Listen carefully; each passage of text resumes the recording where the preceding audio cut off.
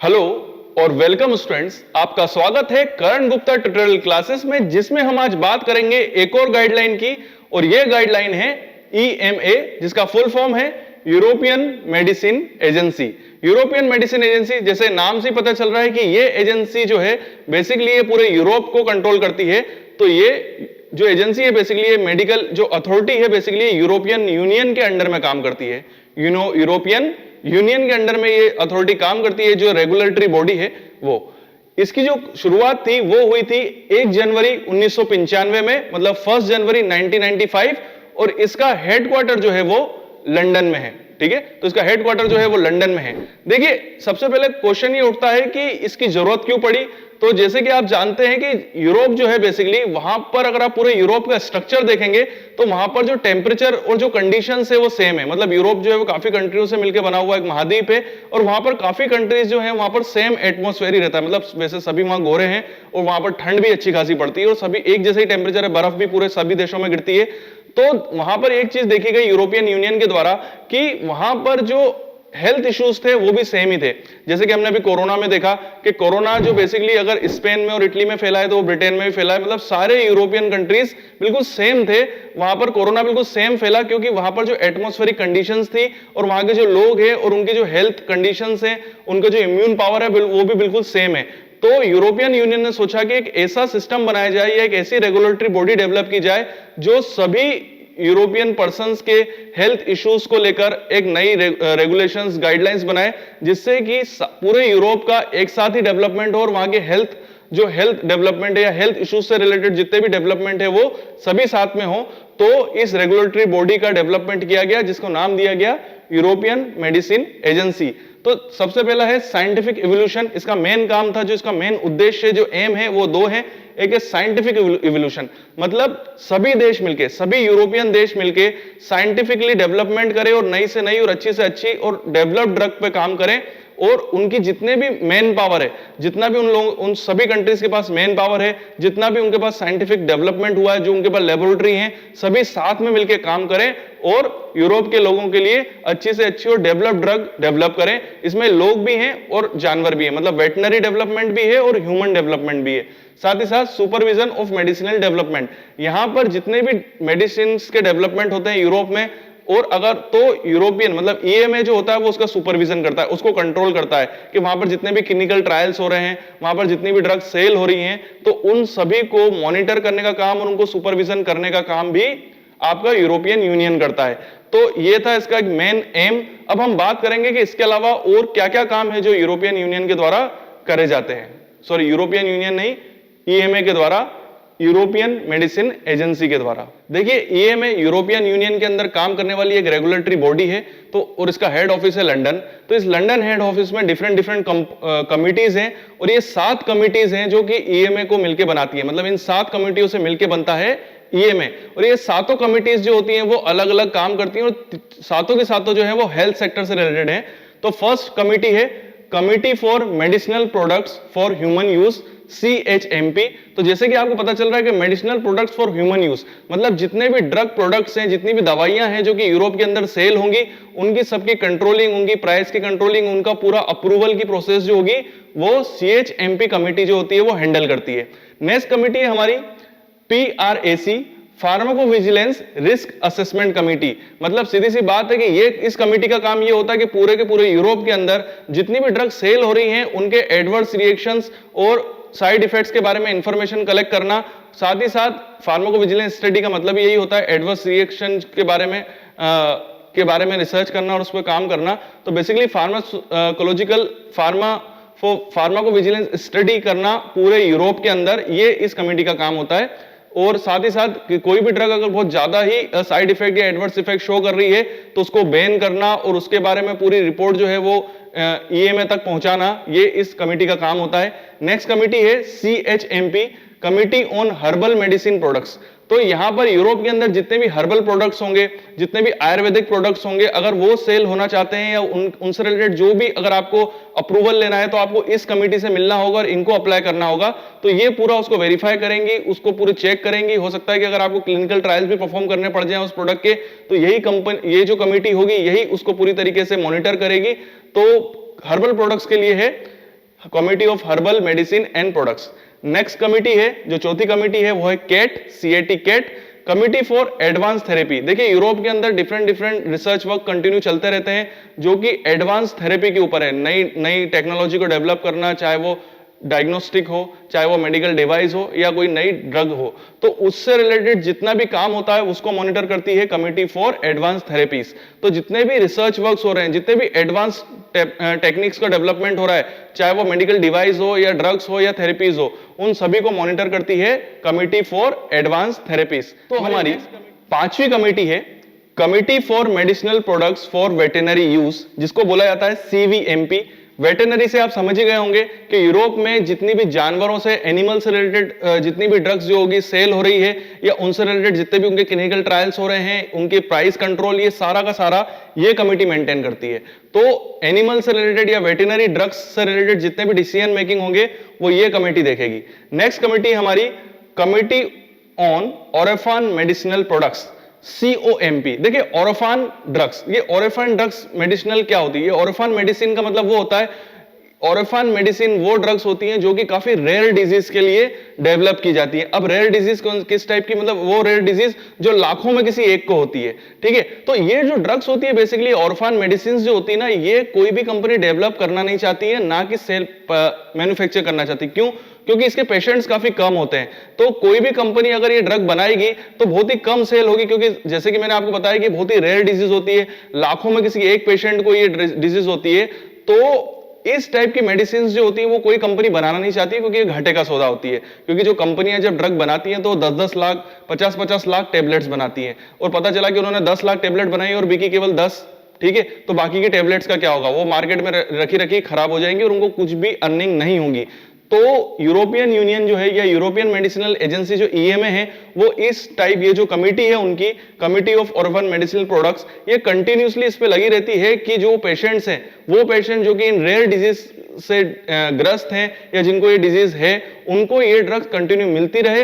तो उस पे उनके मेडिसिनल का मैन्युफैक्चरिंग, उनका डेवलपमेंट, उन सभी उन ड्रग के ऊपर पूरी वर्किंग, चाहे वो उनके क्लिनिकल ट्रायल्स हो, उनके प्राइस कंट्रोल हो, उन सभी का जो मॉनिटरिंग करती है वो करती है committee on orphan medicinal products. तो इस कमिटी का काम यही होता है कि ऑर्फन मेडिसिन को डेवलप करना, उनकी सेल को कंट्रोल करना और उनसे रिलेटेड सारी इंफॉर्मेशन को EMA तक पहुंचाना।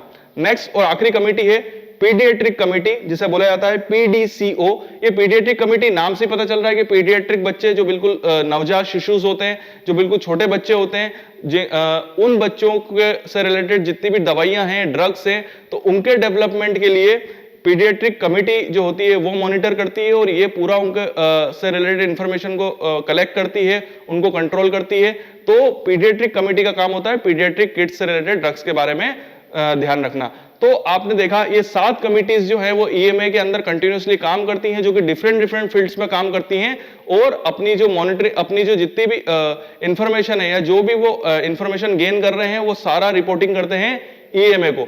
तो ये 7 कमिटी से मिलकर EMA बना होता है। तो बात की जाए वर्किंग ऑफ EMA की, यूरोपियन मेडिकल एजेंसी की, तो अगर आप इसका वर्किंग हम समझते हैं तो इससे हमको ये बात पता चल जाती है कि क्यों यूरोप के अंदर हेल्थ से रिलेटेड सबसे अच्छी कंडीशंस है, यानी वहां का जो हेल्थ स्टैंडर्ड है वो क्यों सबसे अच्छा है, क्योंकि EMA की वजह से। तो अगर आप EMA की वर्किंग देखेंगे तो उससे आपको क्लियर हो जाएगा। तो इसका पहला वर्किंग देखते हैं, रेयर डिजीज। रेयर डिजीज का मतलब है कि अगर यूरोप के अंदर किसी भी टाइप की रेयर डिजीज आ जाती है, जैसे अभी कोरोना आ गया है, तो यूरोपियन एजेंसी जो होती है वो पूरे यूरोप को साथ में लेकर इस डिजीज के खिलाफ लड़ना स्टार्ट कर देती है। उससे रिलेटेड जो भी प्रिकॉशंस लेने हैं, जो भी उनको स्टैंड लेने हैं, जो भी करना है, वो सब साथ में मिलकर लेते हैं। मतलब जितना भी मैन पावर होगा वो पूरा यूरोप का साथ में, या जितनी भी लेबोरेटरीज होगी, जितना भी इंफ्रास्ट्रक्चर होगा वो पूरा यूरोप का साथ में आएगा और उस डिजीज के लिए लड़ना स्टार्ट कर देगा। चाहे उसके लिए ड्रग्स बनाना हो, पेशेंट्स को हैंडल करना हो, वो सब साथ में मिलकर करते हैं, जिससे कि वहां पर इजीली कंट्रोलिंग हो जाती है। तो जैसे कि अभी हम देख रहे हैं कि कोरोना की कंट्रोलिंग जिस हिसाब से वहां पर ग्राफ गया था, वैसे ही वैसे अब वहां पर ग्राफ उतरने भी लगा है। अगर हम बात करें फार्माकोविजिलेंस स्टडी, तो आप फार्माकोविजिलेंस स्टडी में भी EMA अपना एक रोल पार्टिसिपेट करता है। तो पूरे यूरोप में जितनी भी ड्रग्स सेल हो रही हैं, उनकी पूरी की पूरी फार्माकोविजिलेंस स्टडी, उनके एडवर्स रिएक्शन और साइड इफेक्ट्स को भी वो पूरा मॉनिटर करता है। नेक्स्ट है साइंटिफिक एडवाइस। तो जैसे कि आप जानते हैं कि यूरोप के अंदर काफी ऐसी कंट्रीज है जो सभी की सभी डेवलप्ड कंट्रीज हैं, तो उन सभी डेवलप्ड कंट्रीज में सभी कंट्रीज के पास अपने खुद की यूनिवर्सिटीज हैं, उनका एक साइंटिफिक डेवलपमेंट भी काफी अच्छा है। तो ये सारे साइंटिस्ट आपस में एडवाइस करके नई नई ग्रोथ करते हैं और नया नया डेवलपमेंट और नई नई डिस्कवरी करते हैं, चाहे वो ड्रग्स की हो, वैक्सीन्स की हो, नए मेडिकल डिवाइसेस की हो या डायग्नोस्टिक किट की ही क्यों ना हो।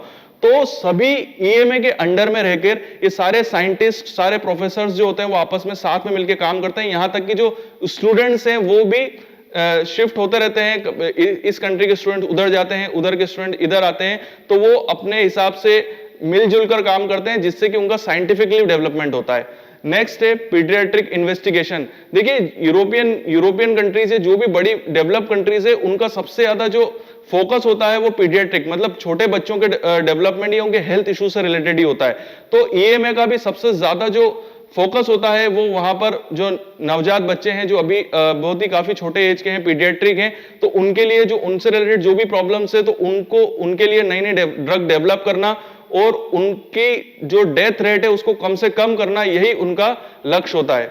नेक्स्ट है आर्बिट्रेशन। आर्बिट्रेशन का मतलब होता है मध्यस्थता करना। अगर किसी कंट्रीज के बीच में अगर कोई प्रॉब्लम आ गई है हेल्थ इश्यूज से रिलेटेड, तो उनके बीच में उनकी बात को रखना और उनके बीच में आपस में बात करवाना, ये काम भी यूरोपियन मेडिकल एजेंसी ईएमए ही करता है।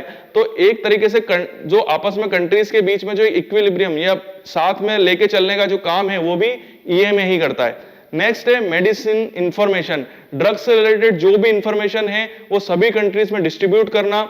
जैसे कि अगर कोई कंट्रीज के अंदर जैसे लगता है कि अगर कोई यूरोप की किसी कंट्री के अंदर कोई ड्रग जो है वो अपने साइड इफेक्ट शो कर रही है या नेगेटिव इफेक्ट या एडवर्स रिएक्शन शो कर रही है, तो ईएमए का ये काम होता है कि वो अदर कंट्रीज जो यूरोप की हैं उन कंट्रीज को भी उससे रिलेटेड इंफॉर्मेशन जो है वो प्रोवाइड कराता है, जिससे बाकी कंट्रीज में वो जो ड्रग है वो बिकना बंद हो जाए, वो बैन हो जाए और बाकी लोग भी सेफ हो जाए। नेक्स्ट है कोऑर्डिनेशन और इंस्पेक्शन। देखिए क्या होता है कि यहाँ पर कंट्रीज के बीच में कोऑर्डिनेशन बनाना, यूरोपियन कंट्रीज के बीच में कोऑर्डिनेशन बनाना, ये भी ईएमए का काम है। साथ ही साथ अगर किसी कंट्री के अंदर अगर ईएमए को ऐसा लगता है कि वो कंट्री जो है वो कुछ इंफॉर्मेशन छुपा रही है, वहां पर कुछ प्रॉब्लम क्रिएट हो गई है, कुछ हेल्थ इश्यूज हैं, तो ईएमए की जो टीम होगी वो उस कंट्री में जाती है और वहां पर इंस्पेक्शन करती है और वहां पर अगर कोई प्रॉब्लम है तो उसको सॉर्ट आउट भी करती है। क्योंकि ईएमए एक इंडिपेंडेंट बॉडी है जो कि यूरोपियन यूनियन के अंडर में काम कर रही है, इसलिए ये अपनी टीम भेज सकती है। बट अगर कोई दूसरी कंट्री भेजेगी तो हो सकता है कि वो कंट्री जो है जहां पर ये प्रॉब्लम क्रिएट हुई है वो उसको आने ना दे। बट ईएमए की टीम जो है वो पूरे यूरोप को मॉनिटर कर रही है, इसलिए वो जो टीम होगी वो इजिली जा सकती है और उस कंट्री पे इंस्पेक्शन कर सकती है और वहां पर जो भी अगर कोई प्रॉब्लम है जिसको वो छुपा रहे हैं तो उसकी रिपोर्ट बना के पूरे वर्ल्ड में बता सकती है और यूरोप को वहां से बचा सकती है। तो अगर हम बात करें ईएमए की, तो ये बहुत ही इंपॉर्टेंट एक ऐसा रेगुलेटरी डिपार्टमेंट है जो कि यूरोपियन यूनियन के अंडर में काम करता है।